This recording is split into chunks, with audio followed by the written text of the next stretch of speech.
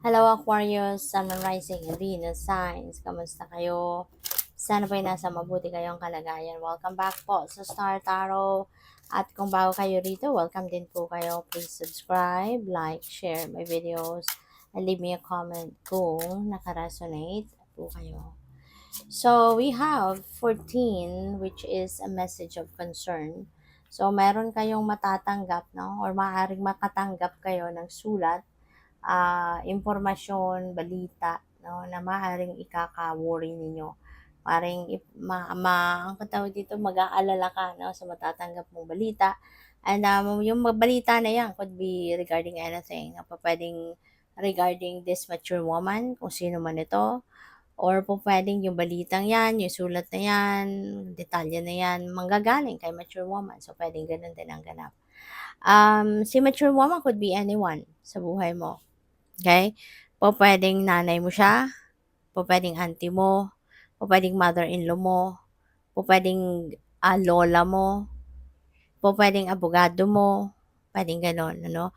Or any professional, 'no, na pupuwedeng nagkokonsulta ka sa kanya, puwedeng ganyan, 'no? At baka yung sulat na 'to, yung, impormasyon na matatanggap mo, could be related doon sa kung ano yung kinukonsulta mo sa kanya. So, pupuwedeng gano'n ang ganap.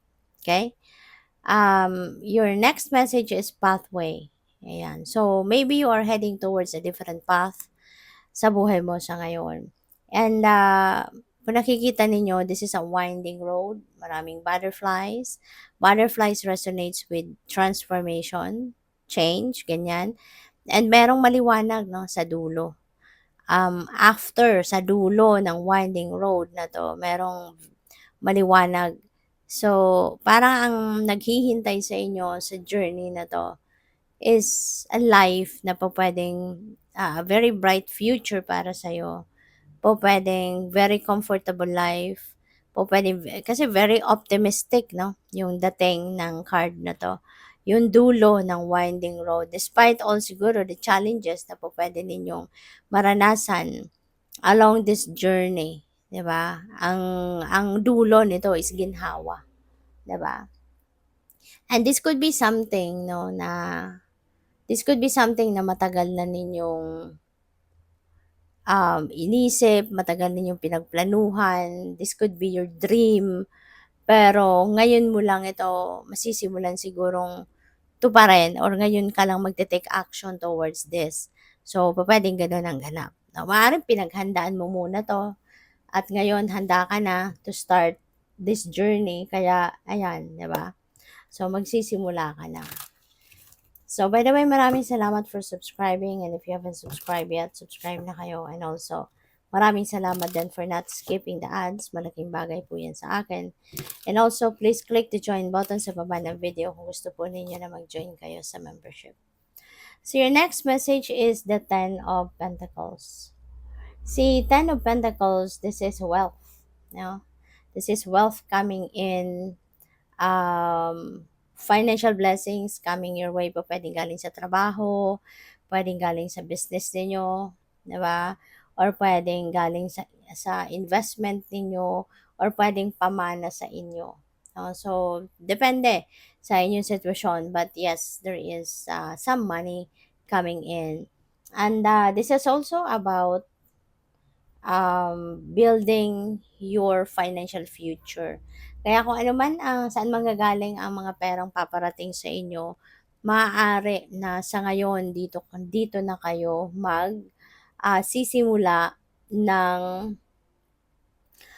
pag-build ng inyong financial future. Maaaring sa ngayon magsisimula na kayo na um, magkaroon ng i-secure ninyo yung inyong financial security and stability for the long term. So, pwedeng may ganong ganap, no, ang iba sa inyo, Aquarius.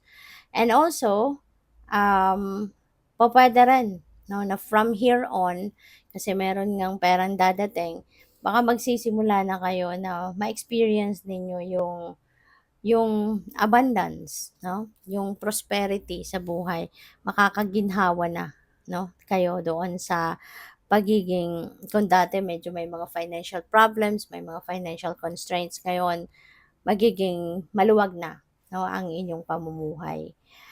We have the Five of Cups. Five of Cups is about regret, it's about sadness, may anxiety, remorse, may panghihinayang, no? At kung ano man itong pinanghihinayangan ninyo, ano man itong kinalulungkot ninyo, mas lalo kung hindi kayo dito aalis sa energy na 'to, mas lalo kayong mag-a-attract ng mas marami pa na pupuwede pa ninyong poproblemahin, mas marami pang mga bagay na panghihinayangan ninyo kasi mas marami pa kayong maaalala na, "Sana ganito lang din ang ginawa ko, sana gano'n ang ginawa ko," mga ganyan, 'no?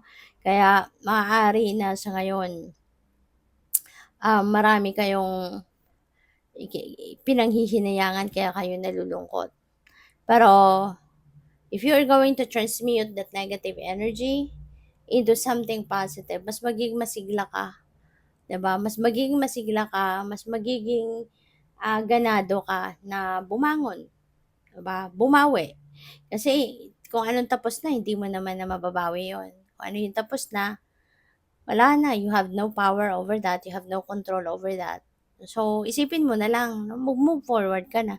Isipin mo na lang, anong gagawin mo para makabawi ka, 'di ba? Doon sa mga pinanghihinayangan mo. Ano yung magagawa mo para, 'di ba, mas lalong maging positibo yung mga pangyayari sa buhay mo sa mga susunod mong gagawin, 'di ba? So, yun na lang ang mas magandang gawin rather than focusing on what you don't have, 'di ba? At focusing on kung ano yung, mas lalong ikakaano mo pa, ikakalungkot mo pa tuloy. So, we have the Nine of Wands. Never give up. Ito yung message sa'yo, never give up.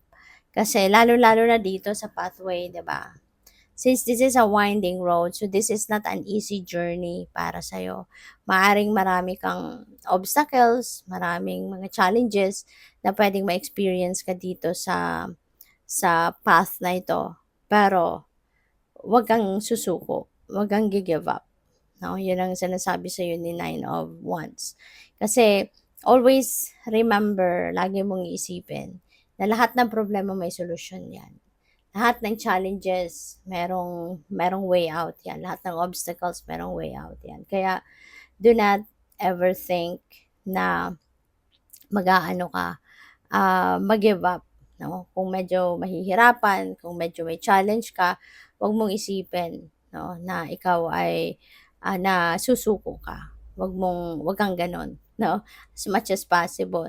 Kasi lahat ng problema ay may solusyon. All you need to do is to think positive, feel positive, um, at, isipin mo, no, isipin mo na kaya mo. Kasi kung ano yung iniisip mo, ano yung pinaniniwalaan mo, yun ang mangyayari.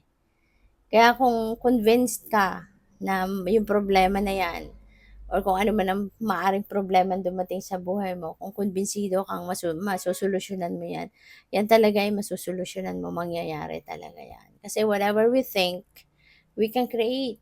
Diba? Whatever we think, we can make it happen. Ganon din kahit sa mga problema. 'Di ba? Kung alam mo sa sarili mo na kaya mong solusyonan 'yan, kaya mong lusutan, talagang one day magigising ka na lang na, wow, problem solved ka na pala, 'di ba? Kaya never give up. Never ever feel, do not put yourself in despair kasi walang room dapat, 'no, yung despair sa sarili natin. Dapat lagi lang tayong positibo para makapag-move on tayo, makapag-continue tayo with life, 'no, on a positive note. So, good for you. Thank you for watching. Love and light. Namaste.